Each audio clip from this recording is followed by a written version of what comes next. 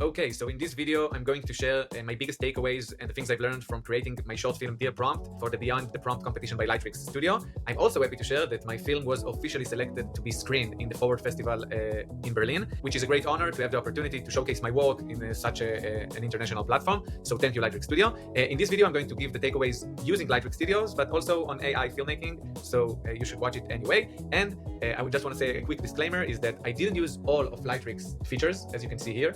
There are many features. There are storyboards, AI-powered video, create an actor. I was mostly using the generate image and generate motion because I'm a professional editor and I found it very easy to generate images and videos inside LTX and then use it on DaVinci Resolve, which is the software I'm currently editing on. The first thing I want to say about LTX Studio is the consistency of location and consistency of character and actually consistency of everything that you can easily create in this software. I know that there are many ways to create consistency, but the workflow here in the generate image, which I will show now, is very intuitive and anyone can do it. I created this image with Midjourney and then I took it, I downloaded it and I put it in LTX Studio. And this is the most amazing part about it, in my opinion. Keep everything exactly the same, but, okay? And this is the thing that I'm suggesting you to use. So you can say, keep everything exactly the same lighting, subject, building, sunset, but change the camera angle to a high angle shot, slightly looking down towards the building and the horizon, make sure the sun is visible in the distance. And here we have it. If you will look at this picture and you will look at the picture I've put in, I really got the change that I wanted. What I find convenient about this flow is that every time you get a result that you want, you can drag it here, and then you can change the prompt to whatever you want. So you are going to image,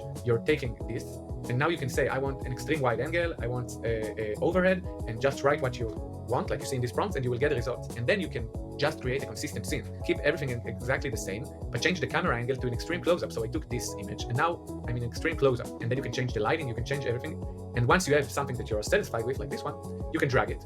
Okay, you are moving to video, you are dragging it to video, and you can prompt it. A close-up frontal shot of a man wearing over-ear headphones, blah, blah, blah, blah, blah, a subtle shoulder movements and minimal torso shifts. And then I have a person that it looks like he's typing on his computer. And you can choose whatever video models that LTX suggests. That includes also VO3 Fast, and their LTX model. I will say that the VO3 is much better for complex movement and of course for lip sync and talking, but the LTX video model, I use it for subtle movements like here that I don't want to use a lot of credits for, and it did do a great job. So the first thing is the magic of keep everything exactly the same, and this is actually something I've learned from LTX Studio in their webinar that they did for all the people who wants to watch it before the competition. So that's a tip from them actually. The second thing I've learned, when you really want to generate an image and you can't get things done, you should try and generate the thing you were trying to accomplish, generating it in a video. I will show you an example. So this is a scene where I try to make a person run on a treadmill, which the treadmill is actually the social feed of LinkedIn. So I got this image, and then I wanted to take the exact same image and to put many people like him, but different people running on different smartphone treadmills. I will show you now how hard the result was, okay? So you can see here,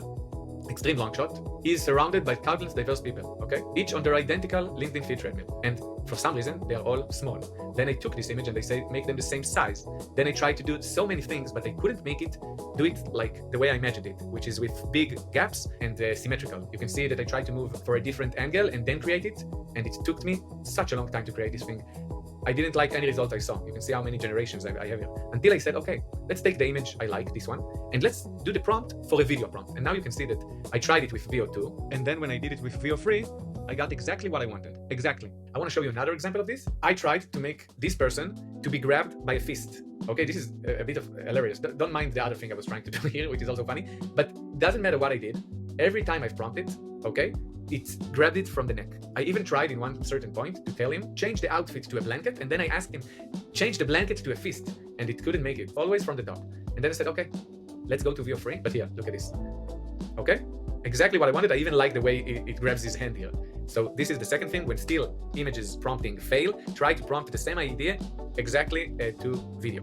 Okay, let's move on. So actually this takeaway, I think it's the hottest take, and I think it's especially for AI filmmaking, not creating commercials or things like that, is the fact that you don't want to have the perfect prompt. You don't want to have complete control of everything that is happening in your film. And it's actually true also for real life filmmaking, which is a new phrase I'm using for the first time, real life filmmaking. Sometimes the actors, sometimes the cameraman, sometimes anyone on set can give you an idea, or something can happen on set that would feel like a mistake, but actually it would be the best take that you will have. And I think that in a weird way, this is a creative process between you and the AI platform that you are using. And sometimes mistakes like this, that you did a prompt that wasn't perfect, or that the AI didn't understand the way you wanted, sometimes the mistakes will be the part that you will actually say, oh, this is working amazing. So amazingly, I think. I want to show you an example. So I got this group of people sitting in a marketing team, whatever, with their AI ID generator in the back, just waiting for ideas to spark. And I try to prompt it in the same moment, I want that everyone will take away their smartphone and will bump their head in the table. And it doesn't matter what I did, they didn't do that. I will show you what they did, and I actually find it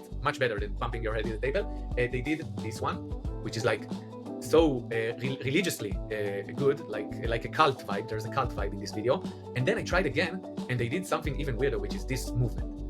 And in a way, this culty feeling of like, we are all in this together, we are all waiting for this AI machine to solve our problems, was much better. I will show you another example. I was trying so hard, I won't show you the whole process, but I was trying so hard for this better version, the gymnast person, to be holding himself.